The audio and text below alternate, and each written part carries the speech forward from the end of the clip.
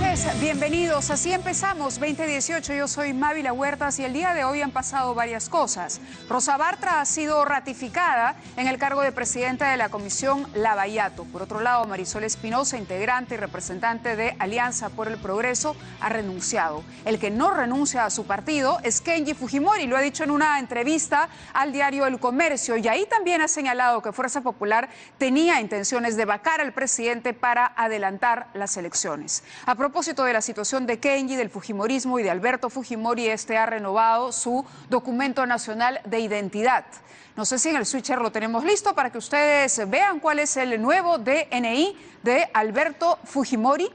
En cualquier caso, durante la mañana también asistimos presencialmente a una denuncia hecha por la Defensoría del Pueblo. El defensor atendió a la prensa. Esa es la fotografía de RENIEC de Alberto Fujimori en este recién estrenado documento nacional de identidad. Pero les comentábamos que el tema del indulto y el derecho de gracia otorgado al expresidente ha sido cuestionado el día de hoy por la Defensoría del Pueblo. El defensor del pueblo está con nosotros y vamos a hacer una entrevista con él en unos minutos nada más, porque antes tenemos que irnos a Brasil. En Brasil también ha sucedido algo importante. La justicia de ese país ha ratificado la condena por corrupción contra el expresidente Luis Inácio Lula da Silva. ¿Cuál es la situación en este momento de Brasil y la situación del Partido de los Trabajadores, que a pesar de todos los escándalos de corrupción todavía tiene un grueso de la población a favor? Para eso está con nosotros a través de Skype Verónica Goizueta, periodista peruana en Brasil. Verónica, muchas gracias por atendernos y muy buenas noches. Buenas noches, Maya. ¿Cuál es el impacto de esta noticia en el Partido de los Trabajadores y en el de Lula? Él dice que a pesar de todo va a postular a la presidencia y sabemos que hay muchísima gente que lo apoya a pesar de este revés judicial. Sí, de hecho hay mucha gente que lo apoya. Lula tiene alrededor de 35% de la aprobación en las encuestas, o sea que tiene todavía, es el favorito en las encuestas, con muchas chances de ganar si sigue en la disputa. Puede presentarse, pero realmente lo que ha pasado hoy, esta nueva condena, explica bastante ese camino.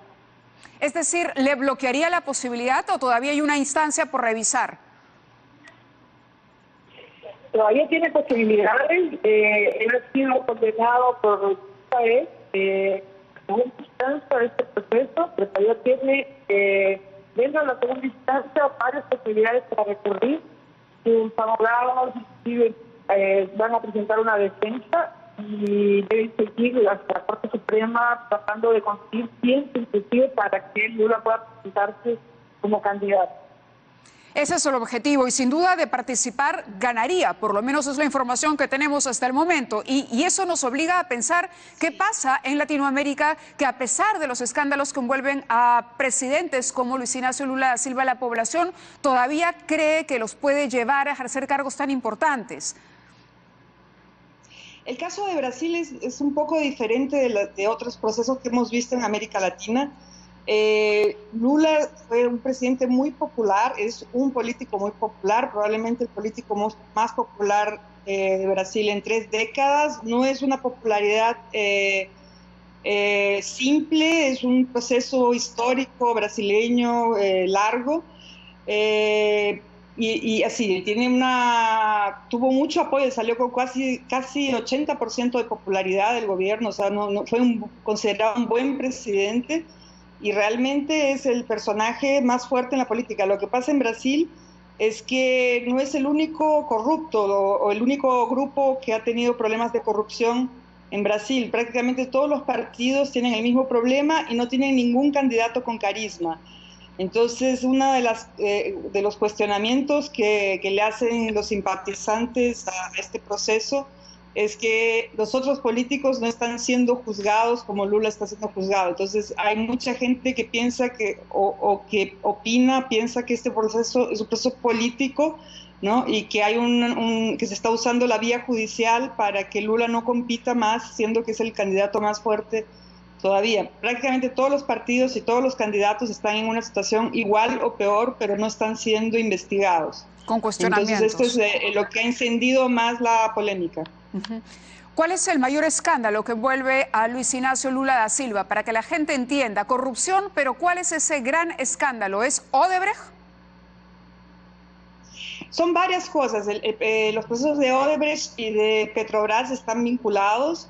De hecho, una de las tesis de la defensa es que no hay pruebas contra Lula porque lo que se ha presentado, lo que se presenta en el juicio es un departamento que él tendría en la playa, una finca, una chacra que él tendría en el interior de San Paulo, pero que no están a su nombre. Entonces, mientras que para la justicia, para estos jueces que han ratificado la condena hoy, se trata de tal vez de un testaferro, para la defensa no existe nada que compruebe que ni ese departamento ni esa chacra son de Lula. Ese departamento y esa chacra serían fruto de sobornos que él habría recibido de Odebrecht, para conceder, de Odebrecht y de OAS y de otras constructoras, para conceder negocios en Petrobras. Pero eso también, bueno, eso es lo que está, es la tesis de los jueces. Ya los abogados niegan esto y Lula también, inclusive hoy en una manifestación, él dijo que ya que ha sido condenado, que él le gustaría que poder vivir en ese departamento, ¿no? Porque no lo tiene. Pero en fin, parece también que acabó no comprándolo o no confirmándolo porque ya estaba complicado en este proceso, pero no hay de hecho una prueba concreta. De hecho, desde que estalló el escándalo Odebrecht, de alguna manera, tú sabes, también hemos vivido pendientes de la situación de Brasil porque el impacto del escándalo ha sido tal para los países en Latinoamérica, entre ellos el nuestro, que hoy tenemos a muchísimos políticos complicados. Cuando hablabas de los cuestionamientos a la clase política, de alguna manera reflexionaba en que nos está sucediendo lo mismo, es decir, los rostros que lideran las opciones políticas en nuestro país también están todos tocados por el escándalo de Odebrecht. En breve se ha pensado enviar o se ha fijado una fecha para entrevistar al que fuera representante de Odebrecht aquí, al señor Barata en Brasil. Va a viajar un grupo de fiscales. En Brasil, la situación del escándalo Odebrecht, ¿es algo que ustedes ya están volteando esa página o todavía hay una resaca importante que podría traer más sorpresas, no solo para Brasil, sino que pudiesen también salpicar a otros países como el nuestro? Sí, no, el escándalo de Odebrecht es un escándalo brasileño que se ha vuelto un escándalo internacional y latinoamericano, ¿no? Hay varios países, porque es una red de contratos, de licitaciones en muchas partes del mundo, inclusive hay relatos de contratos en África, en Estados Unidos, en Europa. Y sí, realmente es un caso grave que viene siendo investigado hace más de 3 años aquí. Algunos cambios han habido después que Odebrecht ha salido de la prisión, pero de cualquier manera sigue detenido en su casa, es una prisión domiciliar, pero tiene para rato esto, y porque todavía hay muchas investigaciones sobre Petrobras, sobre el propio caso Lula. Inclusive este caso que ha salido hoy es uno de los tantos juicios que Lula está enfrentando, porque va a enfrentar por lo menos 4 o 5 más. 4 o 5 Lo que pasa más. es que este es el que este es el que va a definir, es el que está más adelantado y el que va a definir probablemente si él va a la elección o no, porque los otros devorarán más y probablemente cuando salgan él ya o ha sido preso o será candidato, no sabemos. Claro, una última pregunta. Pero esto lleva para mucho rato. Claro, me imagino, claro. Igual que acá también, por lo menos todo este año 2018 vamos a estar permanentemente enterándonos de cosas y siguiendo los procesos que ya se han iniciado y las investigaciones. ¿Cuándo se define la situación de Lula, Verónica? ¿Cuándo se define si puede postular o no? Es una pregunta que nos hacemos todos aquí, porque hay muchas fases en el proceso jurídico aquí. Muchas lecturas también, porque han habido cambios en la legislación, inclusive la ficha limpia, que es una de las leyes que pueden llevar a Lula a la cárcel, fue una ley que se aprobó recientemente, hace pocos años, inclusive durante el propio gobierno de Lula. Entonces hay todavía cosas que los jueces discuten, que especialistas discuten, y que pueden alargar este proceso. Por otro lado, también los jueces quieren adelantarse lo máximo posible justamente para saber si Lula podrá ser candidato y definir este escenario electoral.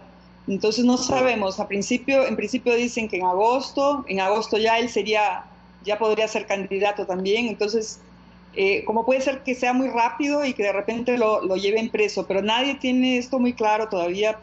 Pueden ser meses y de repente, si llega en el momento en que Lula pueda ser candidato, ya este proceso no va a valer.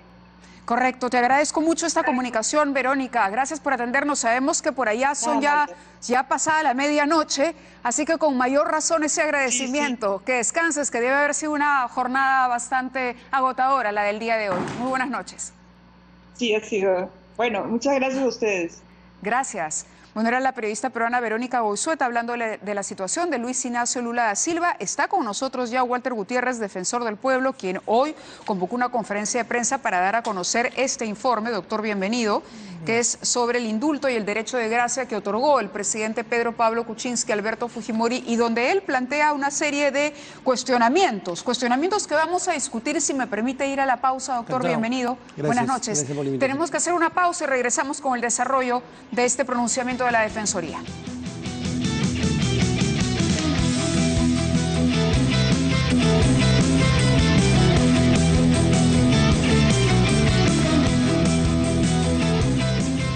Muy bien, lo habíamos anunciado, está con nosotros el defensor del pueblo, Walter Gutiérrez. Él ha presentado el día de hoy un informe sobre el indulto y derecho de gracia otorgados al expresidente Alberto Fujimori, evaluación normativa y jurisprudencial, donde ha hecho varias críticas a este proceso, 5 de las cuales podríamos calificar como las más importantes, pero vamos a dejar que el propio doctor Gutiérrez nos las explique. Bienvenido de nuevo y gracias por la paciencia con el corte comercial.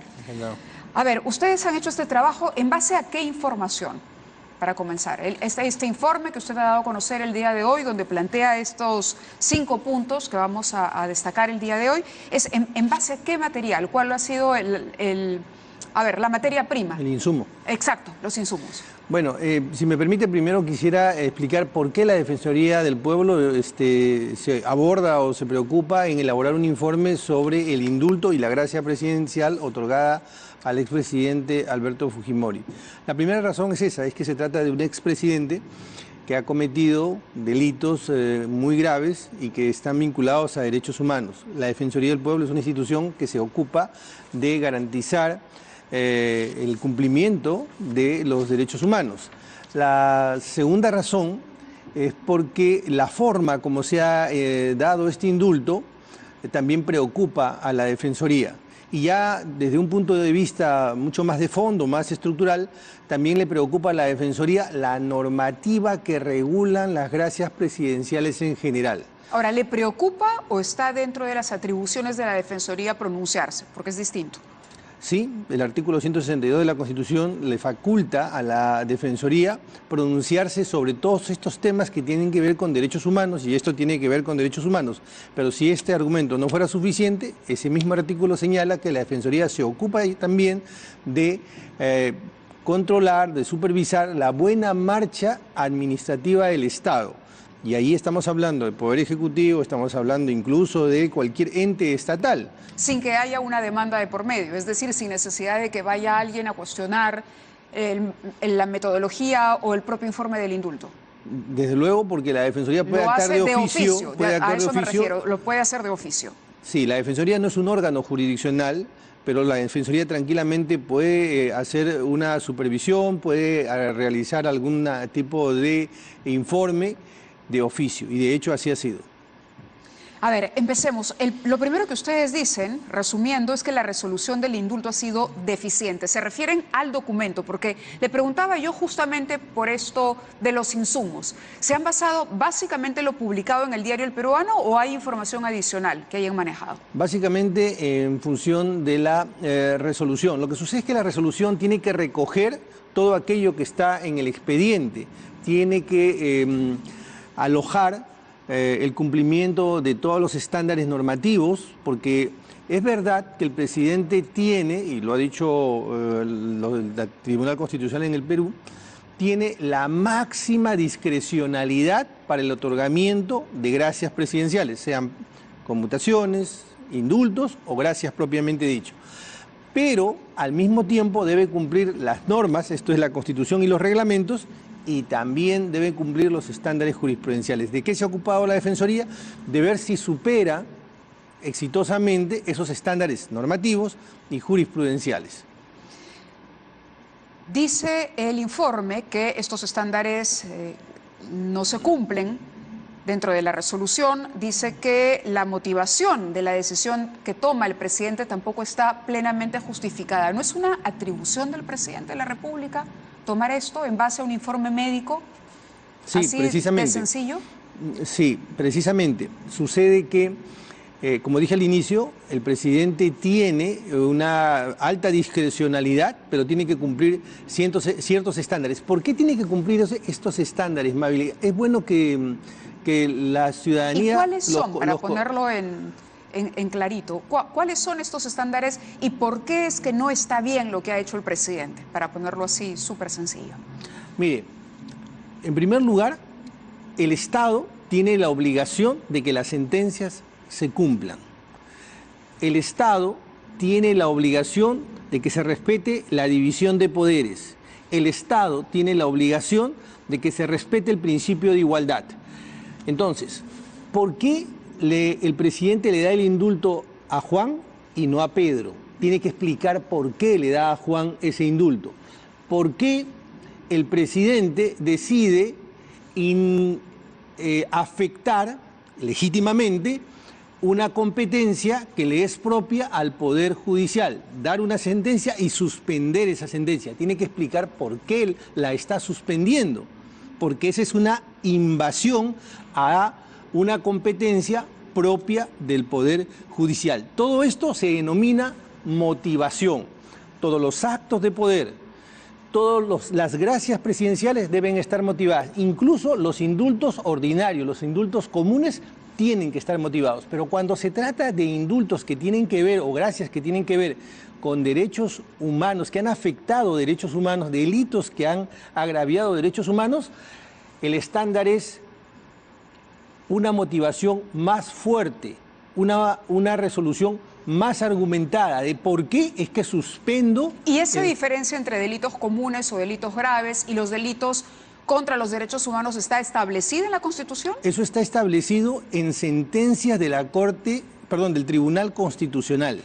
Hay 3 sentencias, la sentencia Jailili, la sentencia Crucillat y una sentencia con ocasión de una acción de inconstitucionalidad sobre una ley que proscribía la posibilidad de dar gracias presidenciales a aquellos que habían cometido delitos de violación contra menores. Porque cuando uno le pregunta al presidente, cuando se le ha preguntado, es más, hace poco él dio una entrevista a la cadena CNN sobre la razón del indulto, primero ha dicho que siempre lo quiso dar, que él habló del tema incluso durante la campaña.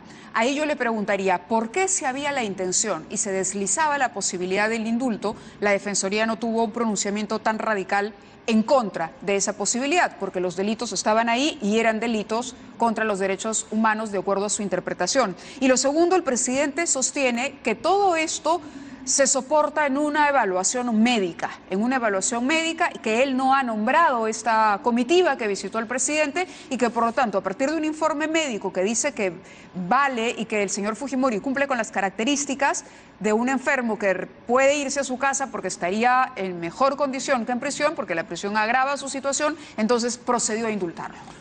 A ver, empiezo por la última parte de su pregunta. Sí. Nosotros no estamos negando, porque no hemos tenido acceso al expediente, a los informes médicos, no estamos negando que no exista razones médicas. No estamos diciendo que no exista razones materiales u objetivas para dar el indulto. Lo que estamos diciendo es que esa resolución que se ha dado tenía la obligación de ser fundamentada, de recoger, alojar toda esa explicación y argumentación médica en la resolución, cosa que no sucede. Claro, pero además ustedes dicen no expresa suficiente información médica que justifica que la salud de Alberto Fujimori corría el riesgo de seguir agravándose en su permanencia en prisión.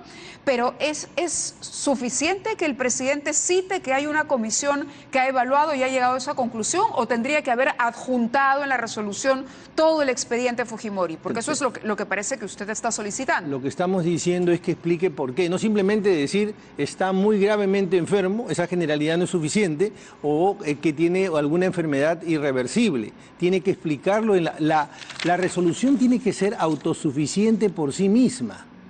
No basta que mencione ni de manera general un expediente que, dicho sea de paso, no se conoce o no lo conocemos nosotros y no sabemos qué tan sostenible es. Y por eso es que decimos que esa resolución, que es un documento jurídico y que sirve de base justamente para liberar a una persona que cometió delitos graves, tiene que tener todos esos recaudos a los que está refiriéndose la Defensoría del Pueblo y que se basan en sentencias y que son estándares jurisprudenciales en el Perú. Si el Ministerio de Justicia le entrega el expediente técnico, el expediente médico, entonces se subsana esa deficiencia.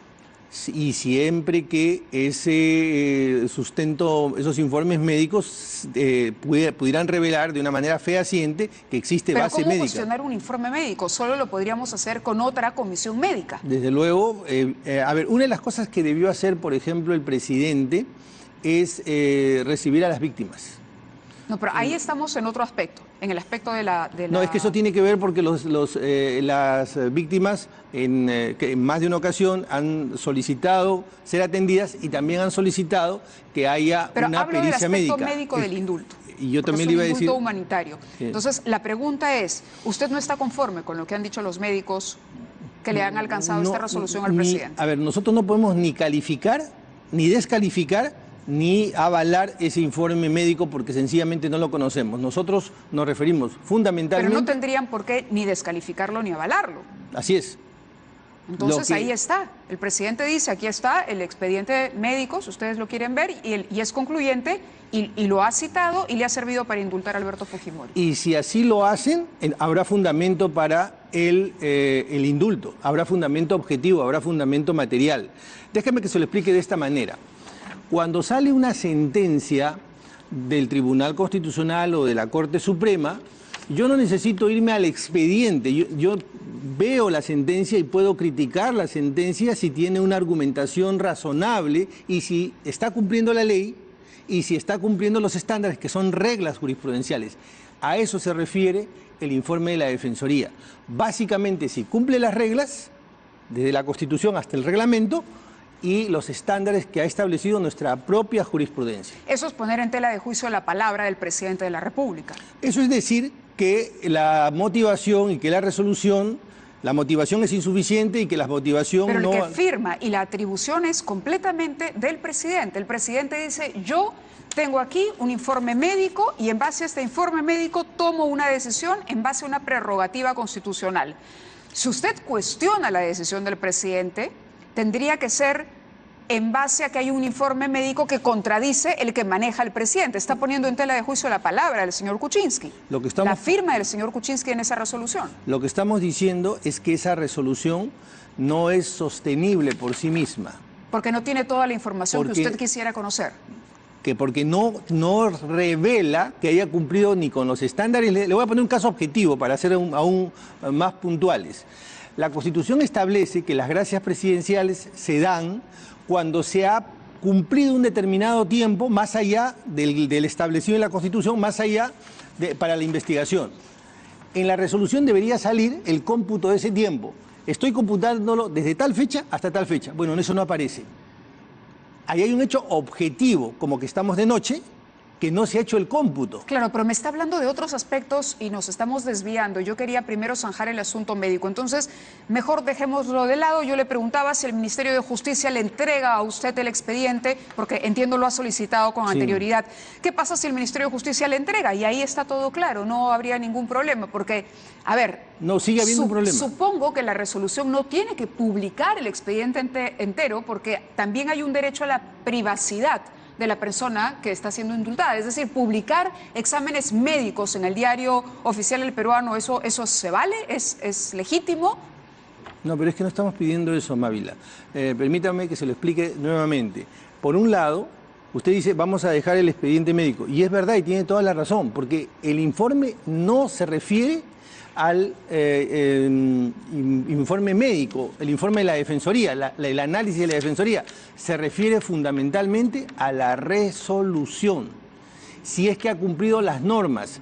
El presidente no puede dejar de cumplir las normas. Pero ¿de qué otra manera podría ponerlo? Acá dice, la resolución del indulto no expresa suficiente información médica.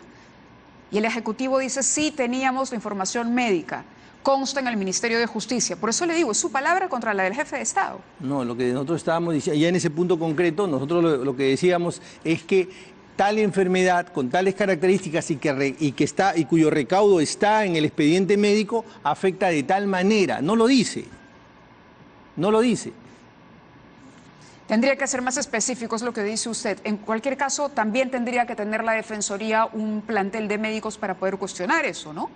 ¿O le bastaría con esa información extra? Es que la Defensoría no va a hacer, no se ha ocupado ni se va a preocupar del expediente médico. Nosotros asumimos que si existe el expediente médico y se puede sostener que en efecto tiene las enfermedades que se han señalado, probablemente estemos hablando de un indulto humanitario. A ver, el indulto humanitario tiene límites, usted ha dicho que hay una, en otro aspecto ya, máxima discrecionalidad a la hora de conceder gracias presidenciales, pero que esto se encuentra sujeto a un conjunto de límites normativos y jurisprudenciales. ¿A qué se refiere exactamente con este límite que tiene el indulto humanitario?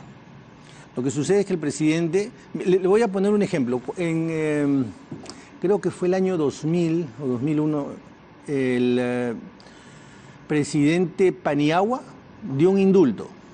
En ese momento estábamos en la prehistoria de las gracias presidenciales. No había necesidad de dar ningún tipo de exposición, de motivación, y simplemente se daba porque se entendía que el presidente podía tener la más absoluta libertad. Pero 17 años después, se han ido creando normas y se han ido creando reglas jurisprudenciales que el presidente tiene que cumplir. Entre ellas, por ejemplo, está prohibido el indulto para los secuestros agravados. Bueno, ¿por qué se está dando un indulto? Tiene que explicarse de manera expresa por qué. No se explica eso. Secuestros agravados. También, por ejemplo, como le dije hace un momento, hay un tiempo mínimo que tiene que cumplirse para que se pueda habilitar el derecho de gracia. No se dice, se ha computado de esta manera y a la fecha ya se pasó el plazo y por lo tanto sí se puede otorgar. Son vacíos en la resolución, en cualquier caso. Claro, pero siempre estamos hablando de estándares legales o estándares jurisprudenciales. Cuando se dice se debió conceder a las víctimas y a sus familias la posibilidad de expresar su punto de vista, ¿esto es un requisito para el otorgamiento del indulto? No, no es un requisito, pero sí no hay que olvidar que el indulto tiene que ver con el perdón y el perdón tiene que ver con el arrepentimiento. Cuando se da un indulto, quien da el indulto en la práctica no es el presidente. Es verdad que él personifica a la nación, pero es la sociedad. Cuando se sentencia a una persona, se sentencia a nombre de la sociedad. Y además, cuando se da una sentencia, el propósito es que esa persona se pueda reinsertar, pero evitar también que se cometan otros delitos. Cuando se encarcela a una persona, hay una función preventiva de parte del Estado. Cuando se excarcela, si bien es cierto, se perdona el cumplimiento de la pena, no se exime la responsabilidad y por lo tanto hay un deber de conducta del perdonado o del indultado o aquel que se le ha concedido la gracia. Usted también habla de mantener, por ejemplo, una actitud por parte de Alberto Fujimori que se abstenga de realizar toda clase de acción política, dado que la actividad guarda relación con los crímenes motivo de su sentencia, afectando la integridad moral de las víctimas. Pero ¿el indulto no es el perdón? Es decir, la persona que es indultada no recupera todos sus derechos con plenitud porque es finalmente un perdón presidencial. No hay que confundir el indulto con la amnistía. El indulto lo único que hace es suspender el cumplimiento de la sentencia, nada más. Sigue teniendo la obligación de reparar civilmente, por ejemplo. Tiene que cumplir la reparación civil. No se elimina la responsabilidad penal. ¿Y eso qué significa? Significa que el indultado tiene que conducirse de tal manera que no vuelva a cometer esos delitos. Esto tan es así que existen normas. Cuando a alguien se le ha perdonado, se le ha indultado y vuelve a cometer los delitos, la pena es aún más agravada. Pero eso pasaría si Alberto Fujimori fuera nuevamente presidente de la República y eso no va a suceder. Es decir, la Defensoría pretende que con este reclamo, o según ustedes, el señor Fujimori no puede escribir en Twitter, reunirse con congresistas del Fujimorismo, no puede utilizar las redes sociales, no puede desarrollar actividades públicas? Y no lo digo en defensa, sino hablo en general. Un indultado está tan limitado porque creemos que si hace eso volvería a cometer los mismos delitos. ¿Eso es un prejuicio? No. Mire, hay un caso que se dio hace más o menos 7, 8 años. Se dio un indulto humanitario a una persona. No voy a mencionar su nombre. A los días que se dio este indulto, esta persona empezó a realizar sus actos absolutamente normal e incluso con cierta frivolidad. Cruciat. Esa conducta deslegitimaba el indulto humanitario que se le dio. Sí. Estamos hablando de José Enrique Cruciat. Sí, y permítame terminar. Se presentó un habeas corpus al Tribunal Constitucional para dejar sin efecto la resolución que revocó el indulto. ¿El tribunal qué dijo? Dijo lo siguiente, 2 cosas. Primero, es evidente que esa conducta deslegitima ese indulto humanitario. Es decir, es evidente que no estaba en el epílogo de su vida, es evidente que no estaba tan mal, tan delicado, y por lo como tanto para pararse e ir a donde hace hacer compras. No justifica el indulto humanitario. ¿Qué quiere decir eso? Quiere decir que la base del indulto es el informe médico. Y la segunda cosa que ha señalado el tribunal en otra sentencia es la siguiente. La función preventiva del Estado de que no se cometan nuevos delitos es una garantía institucional, no del señor, de la sociedad. ¿Qué cosa no podría hacer Alberto Fujimori? No puede hacer actos públicos, no puede hacer política, por ejemplo, ir a mítines políticos, organizar mítines políticos o realizar campañas políticas. Cualquier acto político no lo puede hacer porque esos actos son similares, iguales o de la misma naturaleza de aquellos que permitieron la comisión de delitos. Pero porque ahí sí discrepamos y yo no soy abogada. Me parece muy bien que discrepemos. Doctor, porque yo lo que creo es que la comisión de los delitos estuvo... A ver, Fujimori comete los delitos mientras es presidente de la República. La situación de Alberto Fujimori en la presidencia le otorgaba a él una serie de poderes de los que hizo mal uso, ¿correcto? En tanto jefe de Estado. ¿Cómo podría desde la posición que tiene hoy, como padre de una candidata, una persona, digamos, que no está metida en la militancia activa, poder ejercer o utilizar el poder para cometer los mismos delitos? Fujimori no es funcionario público, ni es presidente de la República hoy. Bueno, con esa lógica, en 2020 podría ser candidato. Con esa lógica podría decir, bueno, yo como el Jurado Nacional de Elecciones ejerce jurisdicción electoral, apelo al Jurado Nacional de Elecciones que aplique el control difuso y que yo no tenga que llegar al 2026 para poder volver a ser candidato. Pero no le hablo del 2020, le hablo de este momento. Yo le hablo justamente de este momento, porque el 2020, para llegar al 2020 hay que pasar por el 2018, el 2019 y el 2020. Pero no podría ser entonces un consultor de su hijo Kenji Fujimori, no podría ser un consultor de su hija Keiko, no podría ser un líder histórico que sea una suerte de, no sé, consejero de la bancada de Fuerza Popular, que es lo que incluso sus congresistas han dicho les gustaría que él sea. ¿No podría ser consejero de Fuerza Popular? Bueno, seguramente con ocasión, la Defensoría del Pueblo no es un órgano jurisdiccional. La Defensoría del Pueblo lo que ha hecho es un análisis y ha construido, a partir de la jurisprudencia, algunas recomendaciones y algunas propuestas. Es probable que los órganos jurisdiccionales o el órgano legislativo pueda recoger estos planteamientos de la Defensoría. Mire, ¿qué estamos haciendo al final del día? Estamos construyendo un poco de doctrina. La doctrina es la madre de la jurisprudencia y la abuela de la legislación. Así suceden las cosas. En Francia, las personas se pueden casar sin que exista una norma para que lo permita, porque se han construido estas cosas. Por eso le puse el ejemplo hace unos minutos del presidente Paniagua. Cuando él dio ese indulto, no había ninguna norma ni ninguna base jurisprudencial. De repente, dentro de unos años, esto que ahora estamos diciendo termina siendo norma o termina el Tribunal Constitucional, a propósito de algún amparo que pudiera presentarse, y decir decir, bueno, esto que dice la Defensoría lo podemos recoger porque resulta siendo un deber de conducta de todo aquel que ha sido perdonado, no por el presidente, sino por la sociedad. Acá tenemos la respuesta del Ministerio de Justicia. Dice, el sector respeta todas las opiniones vinculadas al indulto humanitario, como la vertida hoy por el Defensor del Pueblo. Sin embargo, mantiene su posición respecto a la legalidad y solidez de la medida tomada por la Comisión de Gracias Presidenciales. El sector sostiene que se entregará la información solicitada por la Defensoría del Pueblo bajo los parámetros de lo estipulado en los artículos 1 y 2 de la Constitución. Me imagino que tiene que ver con la protección, claro, aquí está también citado, de datos personales y la Ley General de Salud. Es decir, le van a entregar el informe, obviamente pidiéndole que se respete la privacidad del caso. Y es a eso a donde quería llegar. ¿Esto es un pronunciamiento político, el de la Defensoría del Pueblo? ¿Es usted antifujimorista? No, no soy ni antifujimorista, ni profujimorista, ni aprista, ni pepecista. Lo que está reclamando entonces es que la formalidad de la resolución. Mire, Mávila, lo que estamos haciendo es lo siguiente. Si nosotros queremos realmente tener un país que respete las leyes, que respete los estándares jurisprudenciales, tenemos que empezar a tener una cultura institucional. Eso es lo que está pidiendo la Defensoría.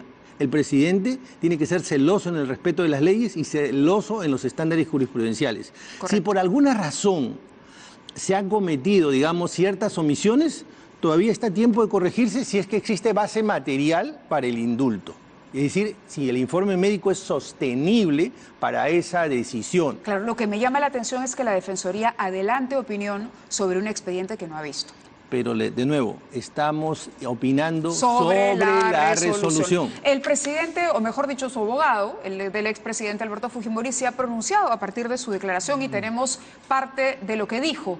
Una cita sobre la respuesta del doctor Miguel Pérez Arroyo, que dice: la Defensoría del Pueblo está olvidando cuáles son sus funciones, las que precisamente no están dadas a criticar una facultad presidencial, más aún cuando hay razones médicas que la sustentan.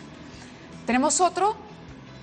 Este es otro momento. Dice, no hay que olvidar que Gutiérrez en su momento participó en movimientos políticos y tuvo diversas reuniones con partidos como Unión por el Perú e incluso fue socio de Ollanta Humala. El abogado de Alberto Fujimori está diciendo que usted tiene un interés político en todo esto. Ninguno.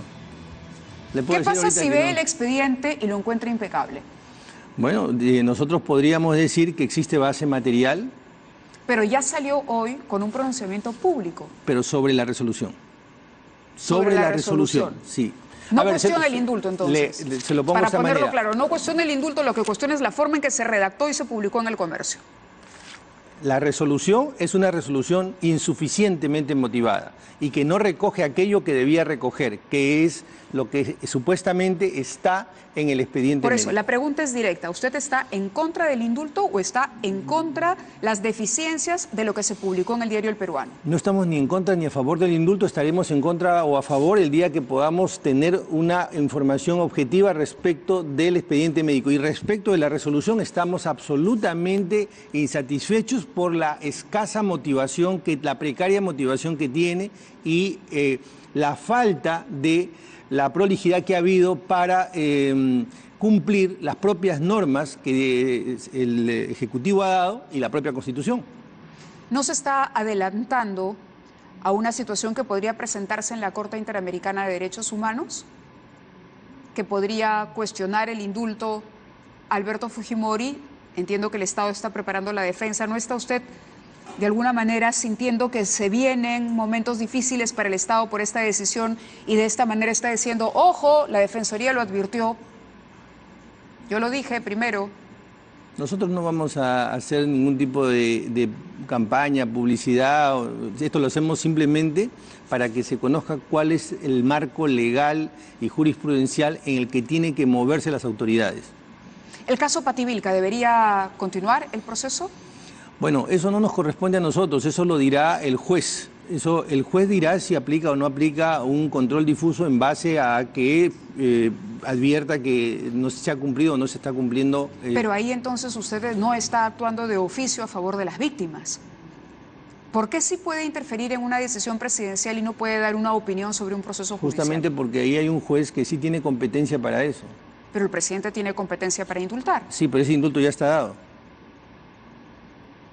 Por eso, ya está dado. El presidente lo dio. Sí, justamente, y como ya está dado, nosotros estamos analizando esa resolución. Aquí estamos en un proceso abierto donde el juez puede hacer el control que estime conveniente. ¿Como abogado tampoco nos puede dar una opinión? No, porque se va a interpretarse políticamente. Muy bien, doctor. Vamos a estar pendientes entonces, Encantado. porque el Ministerio de Justicia ha dicho que le va a entregar el expediente.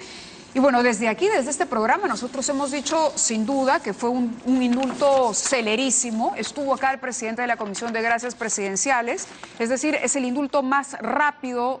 No sé si en lo que va de este gobierno, sino en varios gobiernos, creo.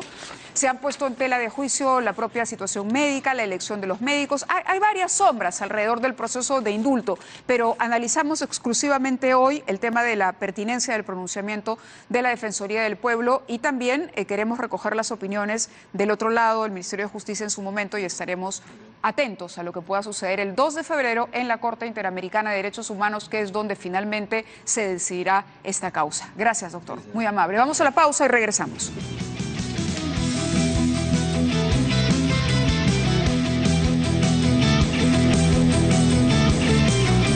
Muy bien, y sobre el pronunciamiento de la Defensoría del Pueblo, destacando estas, falencias en la resolución que se publicó en el Diario Peruano, donde se anunciaba el indulto para Alberto Fujimori, está con nosotros Aníbal Quiroga, constitucionalista a través de la línea telefónica. Doctor Quiroga, gracias por atendernos. Buenas noches, Mávila, ¿cómo le va? ¿Cuál es su opinión tras lo expuesto por el defensor del pueblo? ¿Se justifica un pronunciamiento de esta naturaleza o no? Yo creo que no. Y yo creo que, a pesar de que tú me has dicho que no eres abogada, has tenido una intervención bastante clara respecto a la posición, porque el informe no solamente es prematuro y es impertinente en cuanto a su temporalidad, sino que además está plagado de algunas cosas que no son ciertas. Por ejemplo, el informe reconoce que el indulto es una facultad discrecional. Discrecional significa que la puedo dar o no la puedo dar. Sin embargo, le exige que tenga una motivación. Las facultades discrecionales no se motivan. Se dan o no se dan. Por eso son discrecionales. Las que son regladas son las que tienen que ser motivadas. Las que son discrecionales no. Por ejemplo, un jurado en los Estados Unidos es una facultad discrecional. ¿Tú sabes cuántas líneas tiene su motivación? Ninguna. Simplemente dice culpable o no culpable. No tiene que fundamentar, porque los actos de conciencia no se fundamentan, simplemente se dan. Usted diría, doctor, usted diría, antes de que continúe, que la Defensoría se ha excedido en sus funciones opinando sobre una atribución del presidente de la República. Yo diría que la Defensoría se ha adelantado a una decisión que se va a dar la próxima semana a partir de la audiencia extraordinaria dada por la Corte Interamericana para decir precisamente lo que usted dijo. Yo lo dije primero, ¿no es cierto? Y hay un claro afán de figuretismo y de aparecer como un tema protagónico, porque donde nadie le ha pedido su opinión. Y en segundo lugar, creo que el informe tiene hierro jurídico. Por ejemplo, habla de líneas jurisprudenciales. La jurisprudencia tiene dos niveles: la jurisprudencia vinculante y la jurisprudencia que no es vinculante. La jurisprudencia que no es vinculante no puede estar por encima de la ley. Es una colaboradora de la ley, es una fuente supletoria del derecho, no es una fuente directa. Entonces, el señor defensor del pueblo dice, acá hay líneas reglamentarias y hay líneas jurisprudenciales, pero ¿quién ha sistematizado estas líneas jurisprudenciales? En segundo lugar, el informe dice una cosa que es muy grave. Dice, la facultad del indulto es presidencial y está en la Constitución, pero se ha incumplido la Constitución, se han incumplido los requisitos de la Constitución. La Constitución no le pone requisitos al indulto, dice simplemente que el indulto es una facultad presidencial. Entonces, yo creo que es un informe que no tiene una consistencia jurídica suficiente como para concluir lo que ha concluido, y se inmiscuye en un tema jurisdiccional de la Corte Interamericana de Derechos Humanos y adelanta una opinión claramente en contra del indulto. Sobre la posibilidad de que Alberto Fujimori pueda efectuar o participar de actos públicos, que pueda ejercer alguna participación activa en política, ¿esto también está contemplado dentro de los límites del indulto humanitario que se citan en el informe de Defensoría? Para nada, pues es una barbaridad, ¿no? Para empezar, la persona indultada sigue siendo condenada. El señor defensor ha dicho que el indulto releva la sentencia. No releva la sentencia. El indulto releva el cumplimiento de la pena, pero la sentencia sigue siendo válida y la condena sigue siendo válida. Por lo tanto, un indultado es un condenado exonerado de cumplir la pena, ¿no? En segundo lugar, ¿por qué se le da a prohibir participar en la vida civil. Lo que no puede hacer es participar en la vida política porque tiene una condena, y los condenados no pueden ser candidatos a nada. Pero ¿por qué se le va a prohibir mandar un tuit, o ser asesor, o conversar, o ir a bailar, o lo que le parezca? O sea, participar en un mitin político, organizar un mitin político, ahí sí estaría incumpliendo la norma. ¿Incumpliendo qué norma? Si esa norma no existe. Usted misma se lo dijo. El señor ha cometido delitos como presidente de la República. Ya no es presidente de la República. Por lo tanto, los hechos que puede incurrir ahora no son los mismos hechos por los cuales fue juzgado. Él fue juzgado básicamente porque, siendo presidente de la República, la sentencia tiene que ser el jefe máximo de las Fuerzas Armadas, y que con su conocimiento y consentimiento el Grupo Colina hizo lo que hizo. Básicamente es eso. Esa situación no es la misma de ahora, y no se requiere ser abogado para concluir eso. Es una cuestión de lógica elemental. Y una última pregunta, ¿el Ministerio de Justicia está obligado a entregar el expediente a la Defensoría? Sí, siempre y cuando no viole la ley de datos personales. ¿Qué significa eso? Hay una ley que protege los datos personales de todos los ciudadanos, los tuyos, los míos, los de todos, que impide que datos sensibles de la persona sean divulgados así como hay datos de seguridad nacional, divulgados por terceras personas. De hecho, el informe, entiendo, ya se ha entregado a la Corte Interamericana, y ese es un caso que está sub judice, está bajo el juzgamiento de la Corte Interamericana. No se entiende por qué, ciertamente, esto va a ser valorado por la Corte Interamericana. La Corte va a decir, en el Perú la Defensoría puede ser contra el indulto, y está siendo parcializado en contra del indulto.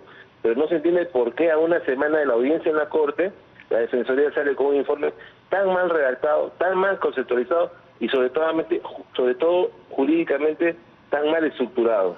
Correcto, doctor Quiroga. Muchas gracias por su opinión. Muy buenas noches. Encantado, buenas noches.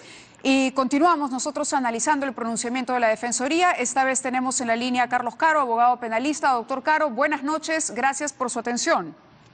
¿Cómo está, Mávila? ¿Cómo le va? ¿Cuál es su lectura general sobre este pronunciamiento? ¿Cree que es conforme, que es legítimo que la Defensoría analice, cuestione la resolución que se publicó? Porque es lo que ha dicho el defensor. Más allá del indulto está la forma como se presentó la justificación de al país a través de la publicación de esta resolución. Sí, fíjese, acá yo tengo una opinión parcialmente discrepante de la del colega y amigo Aníbal Quiroga, porque la Defensoría, desde el momento de su fundación, conforme a su mandato constitucional, tiene la labor de hacer el seguimiento de cualquier aspecto vinculado a temas de derechos humanos, temas vinculados al sector justicia y evidentemente también temas vinculados a cuestiones humanitarias como puede ser el indulto, ¿no? Entonces, evidentemente los informes o seguimientos que haga la Defensoría no son vinculantes para nadie, menos para la Corte Interamericana de Derechos Humanos. Hay una larguísima tradición desde la época del doctor Juan Esteban de Noriega de este tipo de informes y supervisiones, de manera que eso no nos debería llamar la atención en lo más mínimo. No hay tampoco una cuestión de agotamiento indebido, porque la Corte Interamericana es absolutamente libre de fallar en un sentido u otro, independientemente de lo que digan las autoridades peruanas. Es más, la demandada, la contraparte en ese tema es todo el Estado peruano, y eso incluye la propia Defensoría, ¿no? De manera que no hay ahí tampoco algo irregular o algo que llame la atención, ¿no? En otro de los puntos, sí, si me permiten el informe, sí. O termine su idea, por favor, lo estoy interrumpiendo. Sí, no, por favor, sobre el fondo, yo creo que la cuestión central es que la Defensoría ha puesto sobre el tapete una serie de aspectos que ya han sido analizados por diversos organismos locales, internacionales, opiniones que se han emitido en relación a estas posibles irregularidades que están alrededor del indulto, ¿no? Y para ello la Defensoría solamente ha contado con información parcial, de manera que sus conclusiones hay que interpretarlas también en ese sentido como provisionales, dado que el Ministerio de Justicia, y en eso coincide plenamente con el doctor Quiroga, no ha accedido a entregar la información habiendo tenido, digamos, el deber de entregarla, porque estamos hablando de un indulto que implica una suspensión de la ejecución de la pena, y más allá de las cuestiones médicas o humanitarias que puedan estar detrás, estamos en plena interrupción de la ejecución de una pena impuesta por el Poder Judicial. De manera que hay un asunto clarísimo de interés público ahí,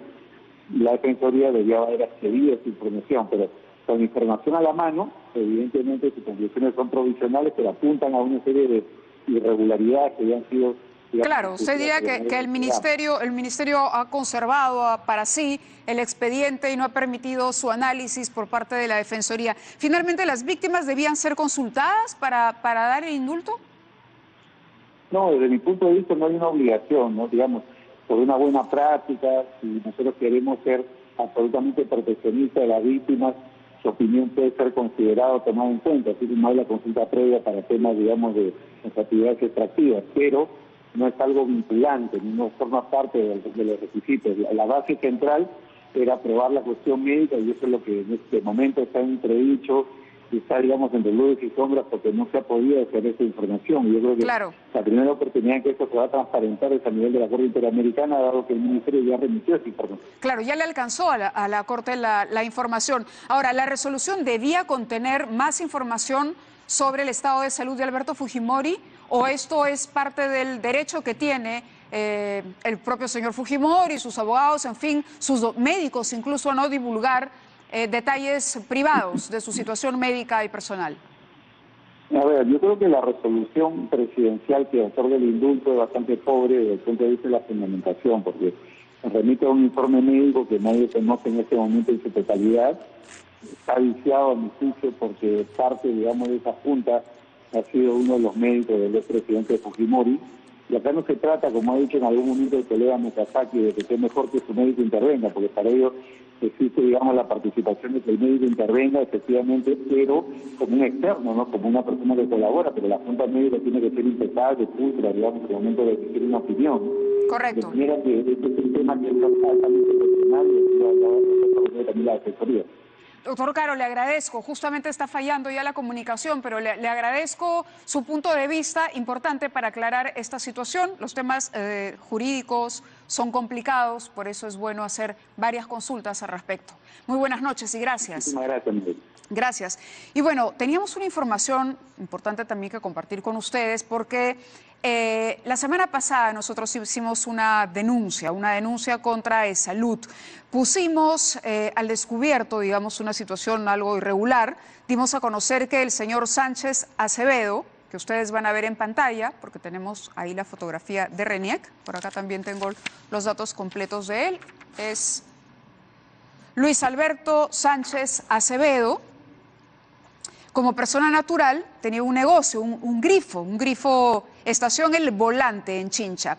Este es un negocio personal suyo que sin embargo le había vendido combustible en reiteradas oportunidades al sector salud, tanto Ministerio de Salud como ESalud, en múltiples ocasiones. Según un reporte de OCSE, solo en el año 2017, el que ha concluido, recibió más de 99.000 soles del Estado por un negocio de combustible. Este es el señor. El señor es gerente de la red desconcertada 3 Sabogal de ESalud desde el 30 de noviembre del 2016. Es decir, el director de una red de ESalud le vendía gasolina a ESalud y al Ministerio de Salud a través de su grifo El Volante. 99.000 soles del Estado ingresados al negocio de esta persona, de acuerdo a un reporte durante el año 2017, reporte de la OSCE. En noviembre de 2016 fue proveedor de salud por un monto de más de 341.000 soles. Proveedor de salud, un director de salud. Y aquí está la información consignada en este reporte de OSCE, donde se muestra el registro de proveedores. Ustedes no lo leen, pero aquí muy chiquitito está el nombre: Sánchez Acevedo Luis Alberto Domingo, Seguro Social de Salud, como el ente al que se le proveía petróleo, en este caso B5, para la flota vehicular de la red por relación de ítem. Monto 341.712 soles. Hemos tomado conocimiento que finalmente el señor Sánchez Acevedo ha presentado su renuncia el 23. También de que las más altas autoridades de salud no tenían conocimiento de esta situación irregular, a pesar de que había sido proveedor en el año 2016, según este reporte, y además de los datos consignados sobre las ventas de combustible en el 2017. Lo cierto es que ya no es más. no ocupa ese cargo y Salud se ha comprometido a ajustar sus mecanismos de lucha anticorrupción al interior de esta entidad, en beneficio, por cierto, y en resguardo de la cantidad de pacientes que se atienden ahí, de todos los peruanos que estamos afiliados al Seguro Social. Muchísimas gracias por su atención. Así termina 2018. Regresamos mañana a las 9. Se quedan con Noticias a las 10.